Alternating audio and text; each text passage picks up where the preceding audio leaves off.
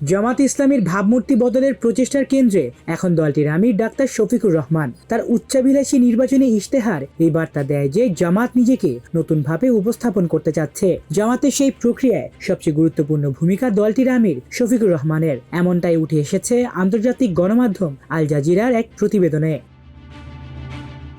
গত বুধবার সন্ধ্যায় রাজনীতিক ও কূটনীতিকদের সামনে দেয়া বক্তব্যে শফিকুর রহমান বলেন, জামাত ক্ষমতায় এলে 2040 সালের মধ্যে বাংলাদেশের মোট দেশজ উৎপাদন 4 গুণ বাড়িয়ে $2 ট্রিলিয়ন উন্নীত করার ভিত্তি তৈরি করা হবে। প্রযুক্তি নির্ভর কৃষি ও শিল্প, তথ্য প্রযুক্তি, শিক্ষা ও স্বাস্থ্য খাতে বিনিয়োগ বাড়ানো, বিদেশি বিনিয়োগ আকর্ষণ এবং জনকল্যাণমূলক খাতে সরকারি ব্যয় বৃদ্ধির প্রতিশ্রুতিও দেন তিনি। তবে আল জাজিরার প্রতিবেদনে উল্লেখ করা হয়েছে, ঢাকার অনেক অর্থনীতিবিদ এই ইশতেহারকে বাস্তবায়নযোগ্যতার দিক থেকে দুর্বল বলে মনে করেন। তাদের মতে এতে অর্থায়ন ও বাস্তব পরিকল্পনার স্পষ্ট রূপরেখা নেই, স্লোগান ও উচ্চাকাঙ্ক্ষা আছে, কিন্তু বিস্তারিত কর্মপরিকল্পনা অনুপস্থিত। তবুও বিশ্লেষকদের একাংশের মতে জামাতের জন্য এই ইশতেহারের মূল লক্ষ্য অর্থনৈতিক হিসাবের চেয়ে রাজনৈতিক বার্তা ও ভবিষ্যৎ দৃষ্টিভঙ্গি তুলে ধরা। আল জাজিরার বিশ্লেষণে বলা হয়েছে, দীর্ঘদিন ধরে কট্টর ধর্মভিত্তিক দল হিসেবে পরিচিত জামাত এখন নিজেকে একটি আধুনিক ও শাসনযোগ্য বিকল্প শক্তি হিসেবে তুলে ধরতে চাইছে।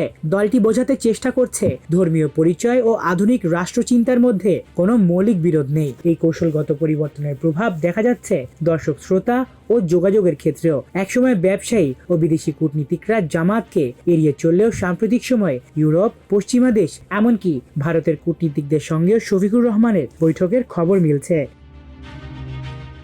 প্রতিবেদন অনুযায়ী এই উত্থানের পেছনে বড় ভূমিকা রেখেছে 2024 সালের জুলাইয়ের রাজনৈতিক পরিবর্তনের পর তৈরি হওয়া শূন্যতা। ফ্যাসিস্ট হাসিনার সরকারের পতনের পর আওয়ামী লীগ রাজনীতির মাঠ থেকে প্রায় পুরোপুরি বাদ পড়ে গেলে এবং বিএনপি একমাত্র বড় দল হিসেবে থাকায় একটি শক্তিশালী বিকল্পের জায়গা তৈরি হয়। অনেকেই ভেবেছিলেন ছাত্র নেতৃত্বাধীন নতুন দল সেই শূন্যতা পূরণ করবে, কিন্তু বাস্তবে দীর্ঘদিন প্রান্তিক থাকা জামাতই সেই সুযোগ কাজে লাগাতে শুরু করে। আল জাজিরা লিখেছে, এই পরিবর্তনের কেন্দ্রে রয়েছেন শফিকুর রহমান নিজেই। সাবেক সরকারি চিকিৎসক শফিকুর 2019 সালে জামাতের আমির হন। 2022 সালে তাকে গ্রেফতার করে কারাগারে পাঠানো হয় এবং প্রায় 15 মাস পর তিনি জামিনে মুক্তি পান। 2025 সালে অন্তর্বর্তীকালীন সরকারের সময় তার নাম মামলা থেকে বাদ দেয়া হয়। মুক্তির পর থেকে তার সংযত, আবেগঘন ও মানবিক উপস্থিতি নতুন করে আলোচনায় আসে। তবে আল জাজিরার বিশ্লেষণে এটাও স্পষ্ট করা হয়েছে যে অতীতের বোঝা এখনো জামাতের জন্য বড় চ্যালেঞ্জ। 1971 সালের মুক্তিযুদ্ধে দলটির ভূমিকা নিয়ে বিতর্ক রয়ে গেছে। শফিকুর রহমান সাম্প্রতিক সময়ে অতীতের ভুল স্বীকার করে ক্ষমা চাইলেও নির্দিষ্ট দায় বা ব্যাখ্যা দেননি। মাল্টিমিডিয়া ডেস্ক, আমার দেশ।